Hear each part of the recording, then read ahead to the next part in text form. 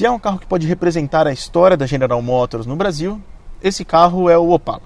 Ele nasceu em 1968 e até 1992 esteve presente nas linhas de montagem da empresa.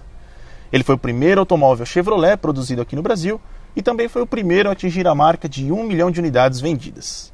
A agência Autodata localizou o último dos últimos Opalas aqui produzidos e ele está bem aqui. Estou dentro dele com 167 quilômetros rodados apenas. Ele é do José Carlos Pinheiro Neto, que está na GM desde 1970 e acompanhou praticamente toda a trajetória do veículo.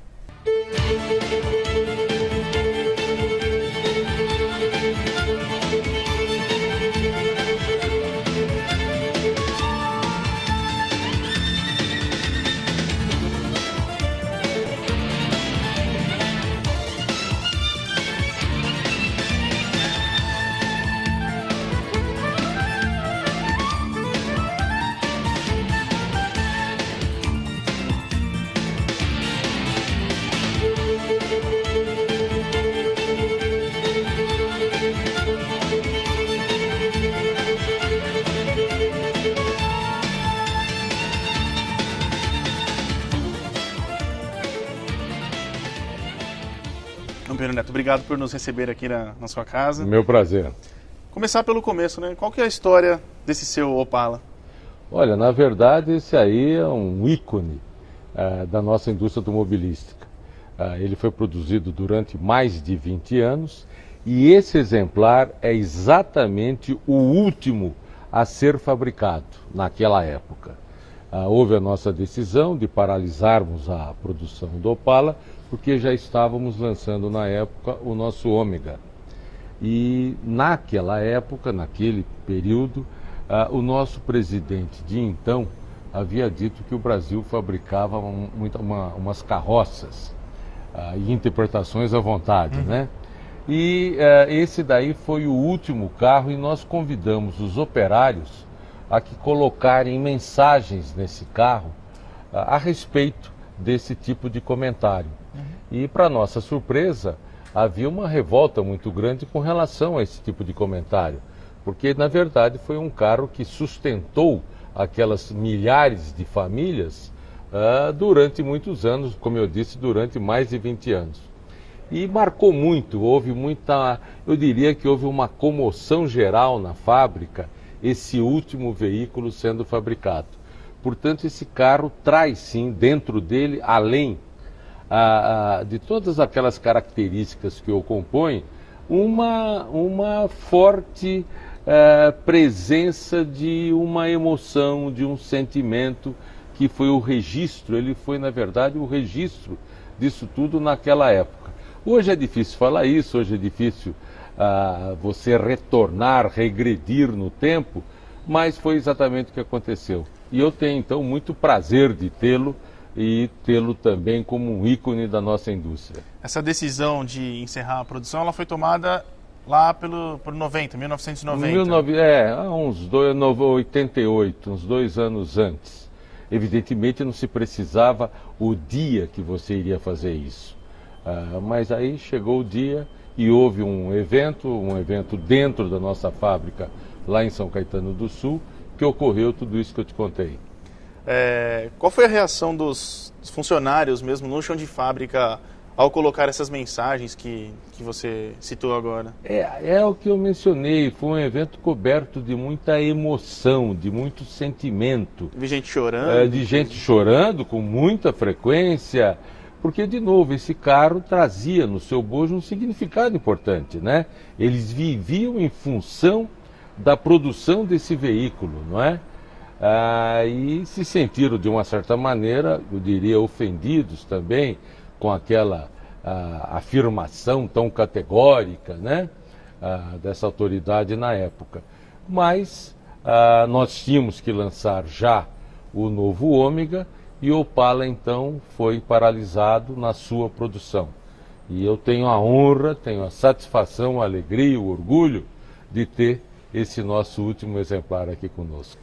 E ele está com quantos quilômetros rodados? 167 quilômetros. 167. Eu sei que vocês não acreditaram isso hoje, ele também não, e foi checar lá e percebi que fotografou, né? Mas são 167 quilômetros, absolutamente originais. Esse carro ficou estático a maior parte do tempo, mas ele é mantido praticamente sem uso. Chegou a aparecer um boato de que o pessoal ia fazer um protesto na porta da GM. Olha, esse protesto não... certo, não foi boato não, é verdade, eu posso confirmar isso daí. E na época eu, pretendendo ser muito esperto, me imaginei me aproveitar dessa situação. E meu chefe da época, uma jogada de marketing excepcional. Né? E foi absolutamente espontâneo.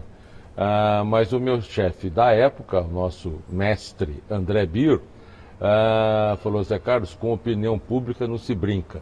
E eu entendi a mensagem, não estimulei, não incentivei, e acabamos perdendo uma excepcional oportunidade de não ter, eu diria, agregado mais aquela comoção que houve. Estranha comoção, não é? Você não esperava isso, mas o consumidor do público, pedindo, né? Exigindo que se mantivesse a produção do veículo. O Opala pode ser considerado um ícone, né? Sem dúvida. Uma representatividade mesmo, não só da GM, mas como do setor automotivo como um todo, né? E ele tem uma característica que teve várias transformações ao longo de sua vida, né?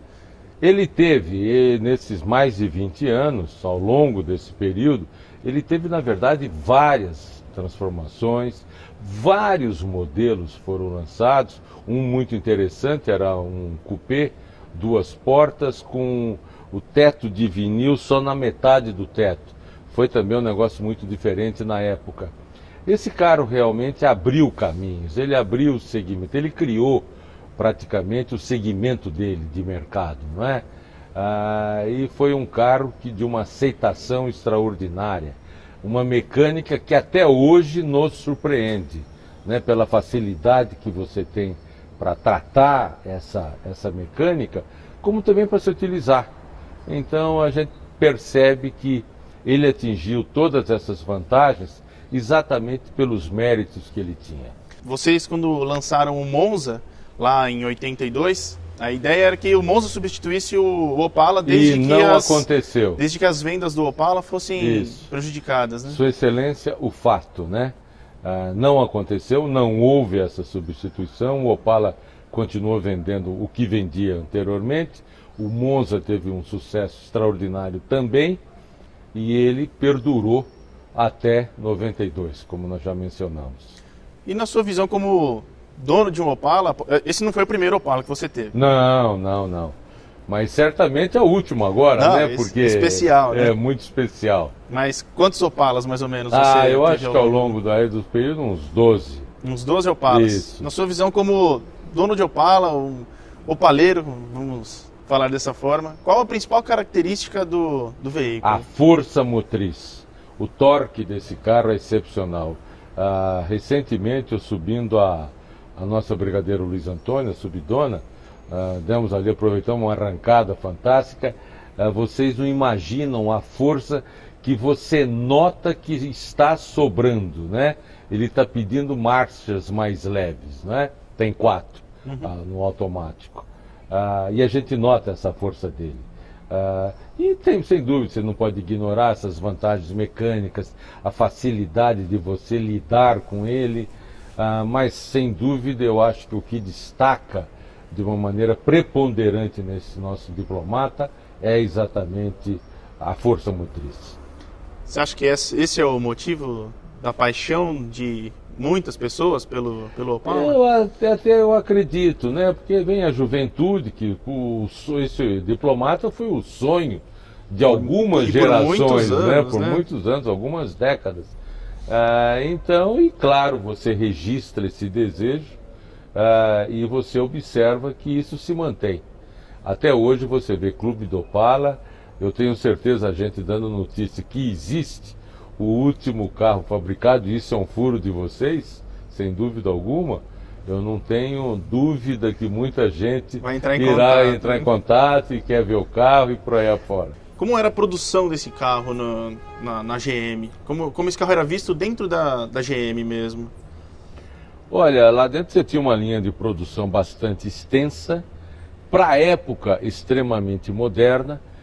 de uma certa maneira a gente percebe que é sempre o comentário de que havia o mercado fechado. Sim, ele era fechado inclusive para nós. Nós não podíamos importar reloginho digital para botar no painel do carro.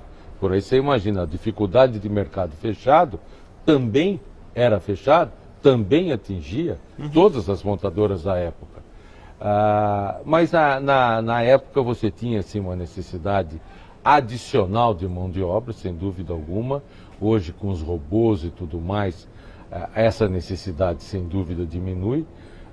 Mas havia assim houve uma relação do Opala quase que pessoal. Eu sei que é meio absurdo eu estar dizendo isso, mas era um carro que cada um que saía era na verdade uma vitória. O operário envolvido, o trabalhador envolvido, demonstrava uma satisfação muito grande para colocando esse carro à disposição do pessoal de vendas. E no finzinho da produção dele, vocês fizeram uma série especial, né? Que foi chamada de Collectors. Esse não pertence a ela, porque ele continuou sendo produzido e esse é exatamente o último exemplar da época. O último dos últimos, né? O último dos últimos. Mas o Collector vinha até com certificado, fita de vidro, isso aí. Chave, Na época nós fizemos ouro. 100 unidades. 100 unidades. E nos arrependemos, que podíamos ter feito 1000 e ter vendido do mesmo jeito, todas. sem dúvida. Você diria que tem um preço esse carro? Eu acho que tudo acaba tendo um preço, né? Vamos ser honestos, mas por enquanto não se cogita. O paleiro de plantão aí, ó. Temos alguns aí, né? Que bom. Já vai sacando. Aliás, eu vou fazer um cheque agora, então. O pessoal vai ficar de olho. A gente não cogita, não, mas evidentemente eu acho que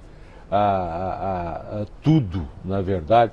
Tem um concessionário amigo meu que diz que até avião caindo tem preço, né? No sentido de dar preço para tudo. Mas nós não cogitamos dessa hipótese, não. Eu agradeço essa nossa conversa, acho que é super importante para o setor automotivo ter Prazer meu tê-los aqui. Essas curiosidades, né, do setor. E vamos dar uma volta no carro agora? Vamos, prazer meu, vamos lá. Então tá bom, vamos lá.